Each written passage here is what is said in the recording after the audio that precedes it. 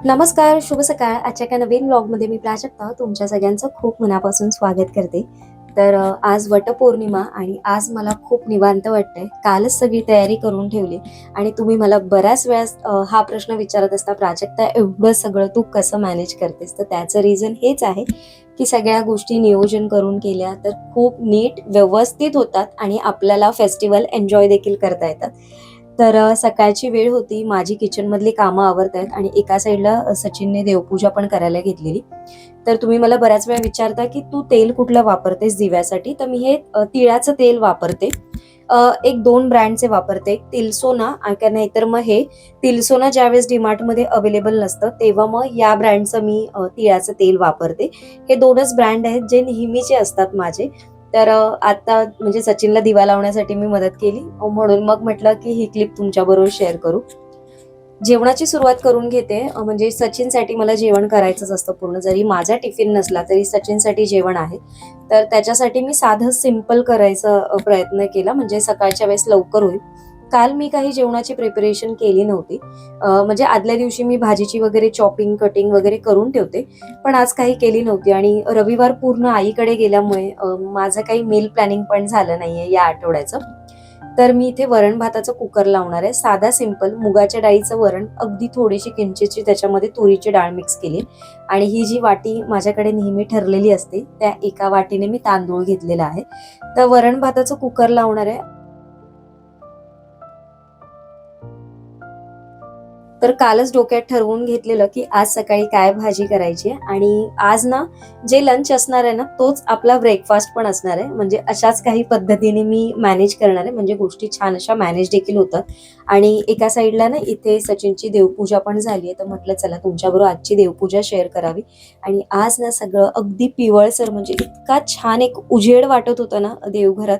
ही जी गुलाबी कलरची फुलं न वापरता मी आज पिवळ्या कलरची गुलाबं वापरलेली. त्याच्यामुळे ना सगळं पिवळं पिवळं अगदी उजेड उजेड असा प्रकाश दिसत होता देवघरामध्ये. आता सचिनची पूजा झाली आहे आणि तो पण आज लवकरच उठलाय माझ्याबरोबर. जेव्हा जेव्हा असे काही सणवार असतात तेव्हा तो पण माझ्याबरोबर लवकर उठतो. जरी मी 4ला उठली तर तो थोडासा लेट, म्हणजे 5 पर्यंत उठतो. पण त्याचा पण टायमिंग असाच असतो. तो पण असा झोपून वगैरे राहत नाही. तो पण माझ्याबरोबरच पूजेला वगैरे जी काही मदत लागते त्या सगळ्या गोष्टी करत असतो. तर आता त्याच्या नाश्त्याची तयारी, म्हणजे त्याच्यासाठी चहा ठेवून घेते, कारण तो लवकर उठलाय. इतर वेळेस त्याचा त्याचा तो चहा सकाळचा करून घेतो आणि तो अगदी आरामात असतो त्याचा 9-10. त्याला जसा वेळ मिळतो, जसं त्याचं लॉग इन होतं तशा पद्धतीने तो त्याचा त्याचा नाश्ता वगैरे बनवून घेतो. मी थोडंफार तयारी करून ठेवते, पण असं खूप लवकर नाही. तर मग आज खूप लवकरच आवरलेलं ना, तर मी म्हटलं आता तू लवकरच नाश्ता करून घे आणि मग दुपारी पूर्ण जेवण मग होईल. तर आता मी नाश्त्यासाठी पण चपात्याच करणार आहे. म्हणून मी म्हणजे वरण भाताचं पण कुकर लावलं आणि चपात्या पण करणार आहे. तर वरण भात असेल, भाजी असेल तर मग काही चपात्यांची गरज नव्हती दुपारच्या जेवणासाठी. पण आता सकाळी सकाळी 6 वाजता खाणार तर मग माणसाला लवकर भूक पण लागेल. म्हणून मी म्हटलं की 4 चपात्या भाजेन, त्यातल्याच तू 2 चपात्या आता का चहा चपाती आणि मग नंतर 2 चपात्या खाल्ल्यास भाजी, म्हणजे जेव्हा आपण जेवशील तेव्हा खाल्ल्यास तरी पण चालते. म्हणून आता चपातीचं पीठ मळून घेते आणि एकासाठी चहा ठेवलं एका साईडला. तर एका साईडला चहा पण मी बारीक खूप मंद आचेवर तो अगदी शिजवायला, म्हणजे गरम व्हायला ठेवलेला. कारण कसं आहे, चहा बरोबरच मला चपाती द्यायची होती, म्हणजे गरम गरम चपाती अशी. तर जे चहा आणि चपात्या असे बुडवून खातात त्यांना ते खरं खूप छान माहिती असेल की गरमागरम अशी चहा चपाती खाण्याचा आनंद वेगळा असतो. तर म्हटलं चला आज सचिनसाठी अशाच गरमागरम, म्हणजे अशा तव्यावरनं उचलून अशा ताटामध्ये जेव्हा पडतात ना, तर खाणाऱ्याला पण खूप आनंद मिळत असतो ते खाताना. तर म्हटलं चला त्याच्यासाठी छान अशा करूया.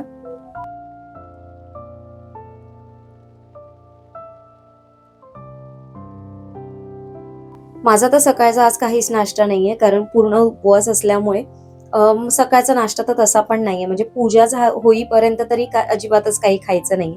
तर आता पूजा वगैरे होईल त्याच्यानंतर मग मी जी काही फळं वगैरे असेल ती थोडीशी कटिंग करून मग घेऊन जाईन आणि मग ट्रेनमध्ये वगैरे खाणं होईल किंवा मग ऑफिसला पोहोचून म्हणजे खाईन मी. बघेन जसं मला वेळ असेल, कारण ज्या दिवशी मला शूट करायचं असतं ना, मला खूप जास्त टेन्शन असतं की सगळ्या गोष्टी व्यवस्थित मॅनेज होतील की नाही. भले मी त्याची तयारी आधी 1 दिवस किंवा 2 दिवसापासून करत असली तरी पण. पण सचिन मला नेहमी सांगत असतो, की "अरे, सगळं होईल मॅनेज, होईल मॅनेज. सगळ्या गोष्टी होतील. तू एवढं टेन्शन का घेतेस?"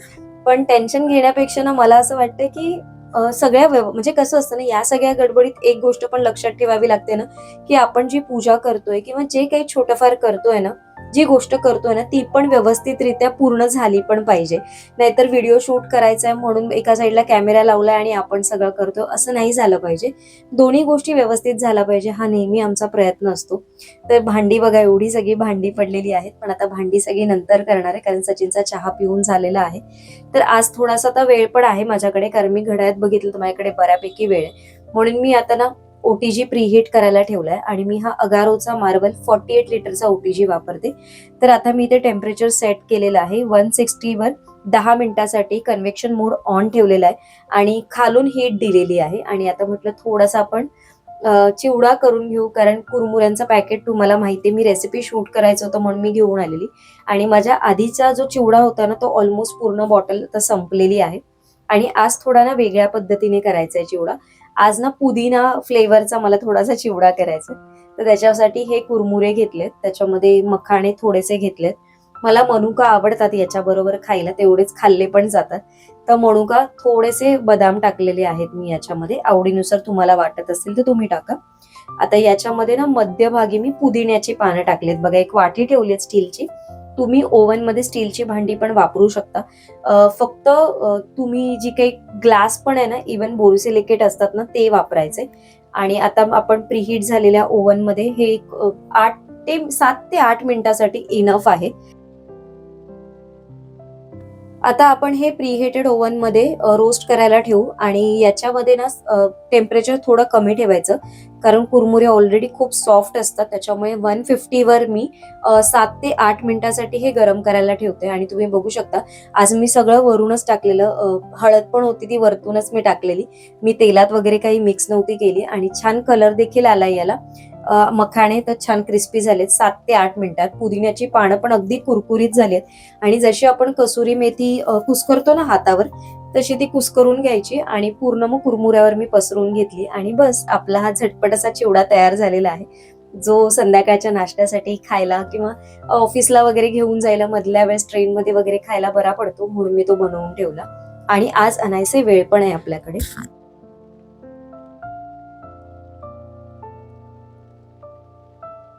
आता हा जो चॉपिंग बोर्ड आहे 2 दिवस झाला आणलाय, आणि एखादी नवीन वस्तू आली तर ती कधी एकदा ओपन करतो असं होत असतं. ऑइल बॉटल मी अजून ओपन केलेली नाहीये, ती वॉश करून तिचं छान सुकली पण पाहिजे ती, म्हटलं ती आरामात करते.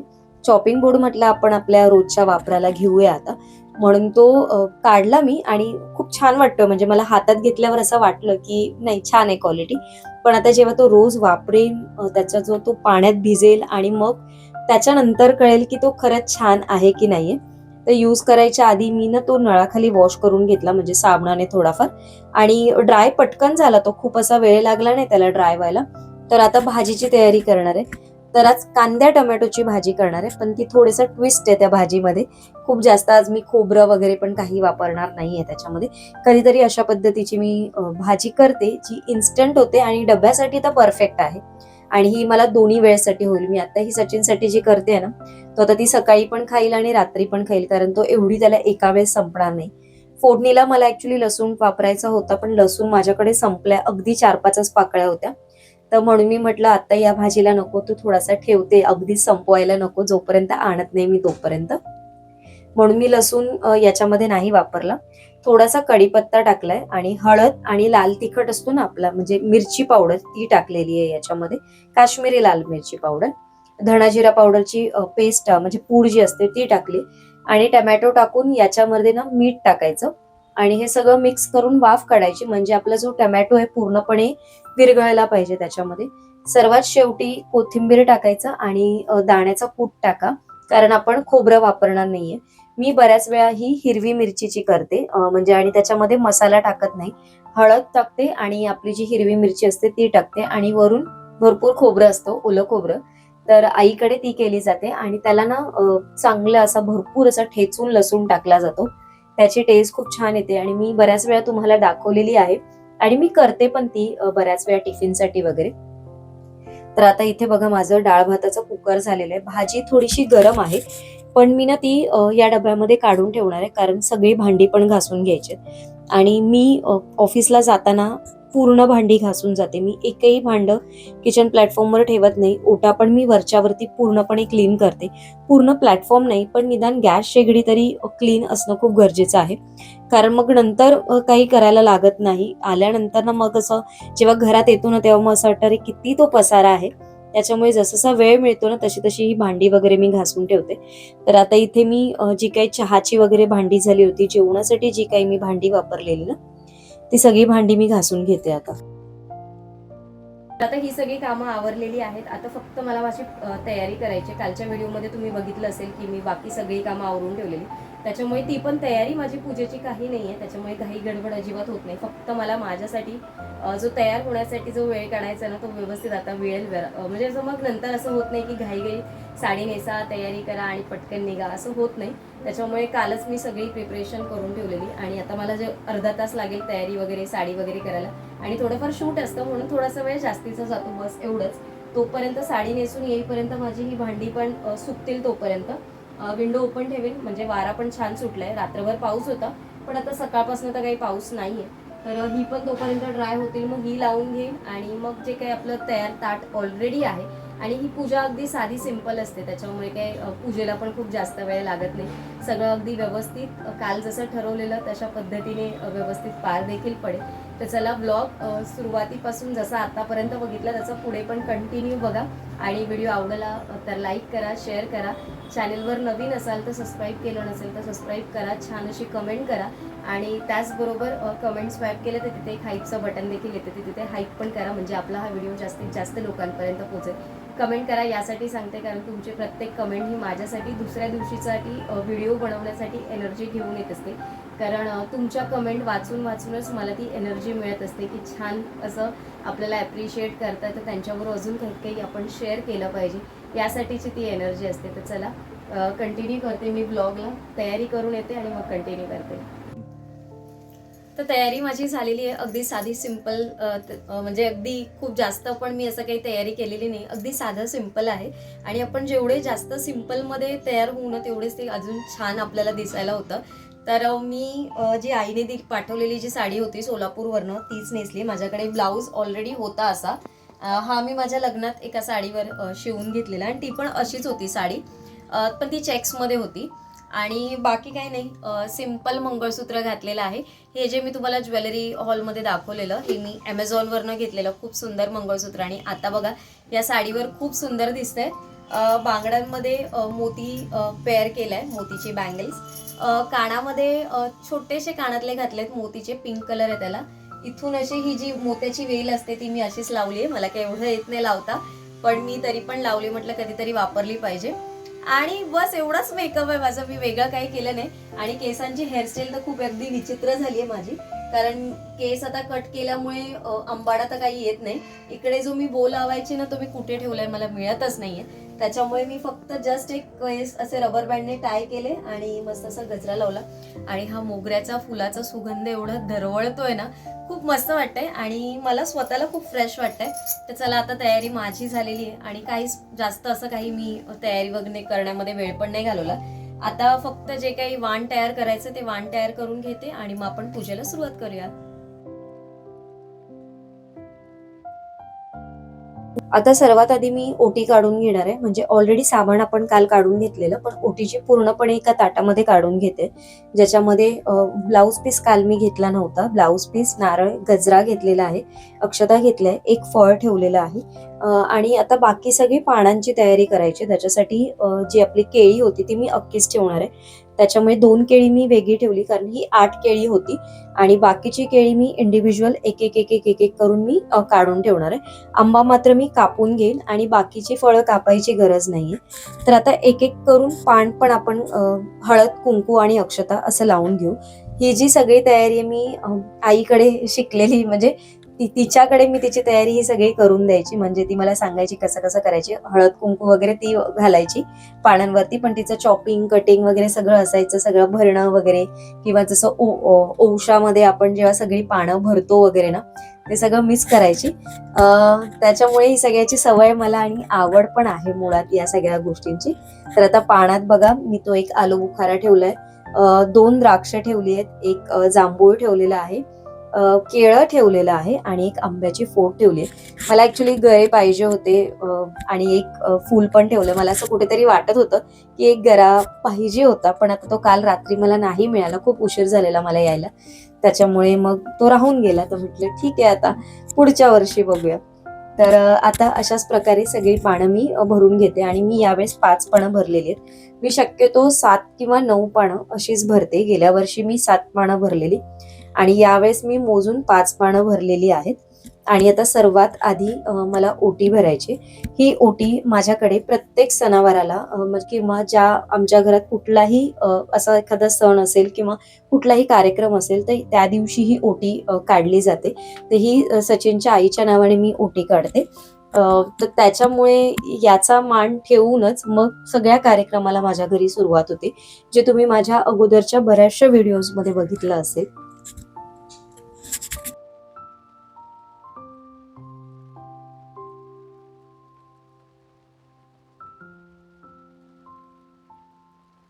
आणि आता आपण पूजेची तयारी करू. तर पूजेसाठी मी 2 दिवे बघा लावून घेतलेले आहेत. मध्येच रोप कुंडी ठेवलेली आहे वडाच्या झाडाची. आणि मी आता गणपतीची स्थापना करून घेणार आहे, गणपती बाप्पांची. तर त्याच्यामध्ये मी विड्याची पानं ठेवलेली आहे.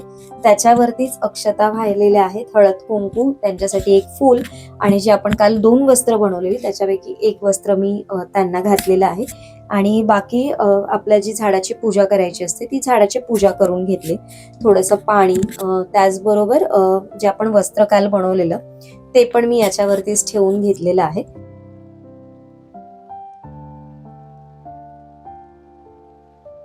जे आपण ताट भरून ठेवलेलं ते मी सगळं वाणाचं ताट पूर्णपणे बाहेर घेऊन आलेली आहे. आणि आता हे एक एक करून म्हणजे इथे वडाच्या झाडांवर, नंतर मग सचिनची आई म्हणजे माझ्या सासूबाईंचं जे मी ओटी काढली आहे तिथे मी एक वाण ठेवते. देवाकडे एक ठेवणार आहे, एक तुळशीकडे ठेवणार आहे आणि एक सचिनसाठी वाण. अशा 5 प्रकारे 5 पानं झालेली आहेत माझी. आणि अशाच पद्धतीने मी दरवेळेस करते. खूप जास्त पानं घेत नाही आणि माझं काही बाहेर जाणं होत नाही. आणि कारण सकाळी लवकर असतो, म्हणजे ऑलमोस्ट 6:30-7च्या आसपास माझी ही सगळी पूजा आवरलेली असते. त्याच्यामुळे नंतर मग चेंज करायला पण तेवढाच वेळ जातो, म्हणजे ही सगळी साडी वगैरे चेंज करेपर्यंत पण तेवढाच वेळ जातो.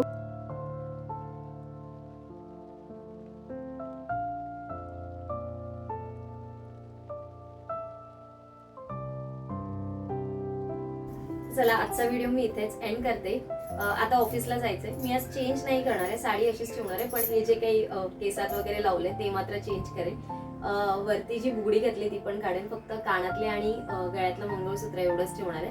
बांगड्या पण आम्हाला एवढ्या चालत नाही, त्याच्यामुळे एवढ्या बांगड्या नाही घालणार आहे. ज्याने मी माझी एक बांगडी असते तीच घालून जाणार आहे. आणि सगळं व्यवस्थित झालं, टायमिंग मध्ये झालं. मला थोडंसं वाटत होतं, किती जरी मी म्हटलं ना प्री प्लॅन असली ना तरी मला जोपर्यंत ती पूजा होत नाही किंवा सगळं आवरत नाही आणि मेन म्हणजे ब्लॉग पण शूट होत नाही, तोपर्यंत असं वाटतंय होतंय की नाही, होतंय की नाही, आणि असं सगळं डोक्यात चालू असतं.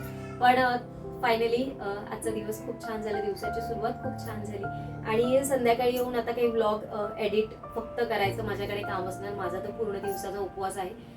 सचिनसाठी तर वरण भात जे काही होतं जेवण यातलं काय उरेल त्याच्यावरती मी डिसाईड करेन की संध्याकाळी काय जेवण वगैरे असेल किंवा बनवायचं असेल. त्याच्यामुळे संध्याकाळी, आज सकाळी जरी किती धावपळ झालेली असेल तरी संध्याकाळी बरंच असं रिलॅक्स आहे. तुम्हाला आजचा हा माझा लुक कसा वाटला, साडी कशी वाटते मला नक्की कमेंट करून सांगा.